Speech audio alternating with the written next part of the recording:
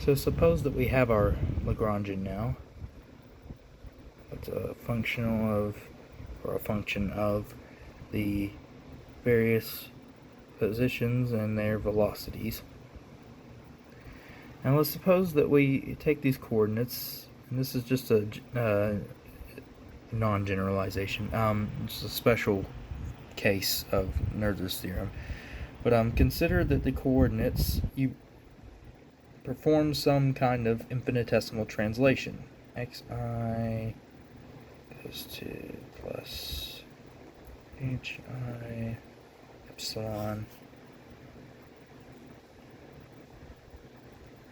q sub I of epsilon, which, as epsilon goes to 0, will just give you x sub I.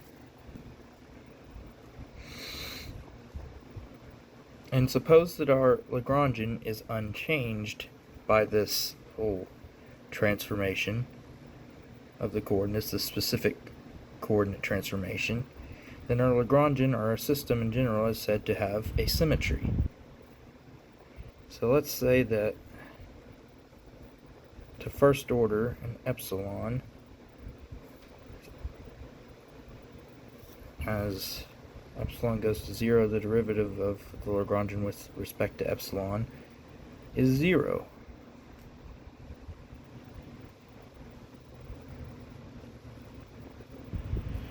Well, our new Lagrangian is q sub I of epsilon and q dot sub I of epsilon. So we have to consider the change in epsilon due to q sub I and the change in epsilon due to q dot I. So q sub I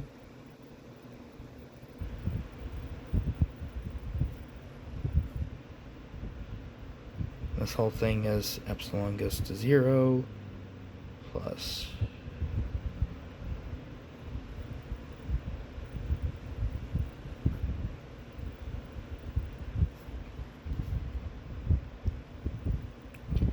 well, as epsilon goes to 0, we can break this into a product.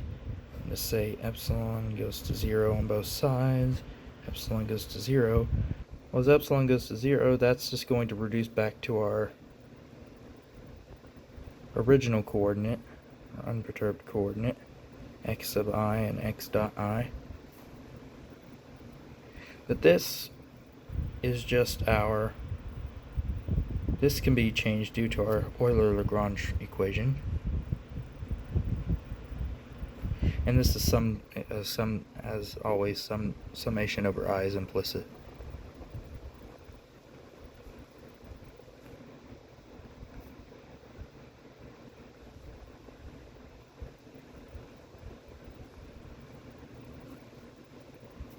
Well, this can be written as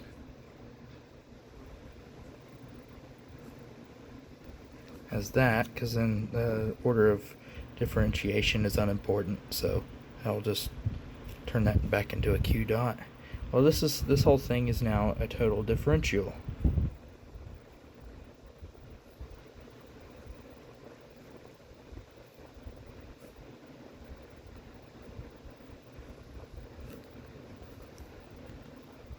We're left with another constant.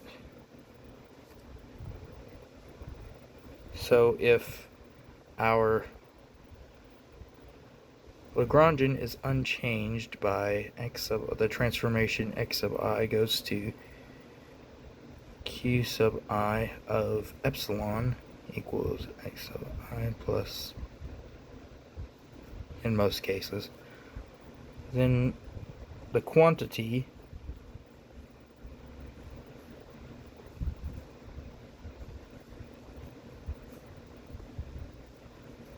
is a conserved quantity and doesn't change in time. And this is Noether's theorem, or at least a special case of it, where our generalized coordinates are just positions and whatnot.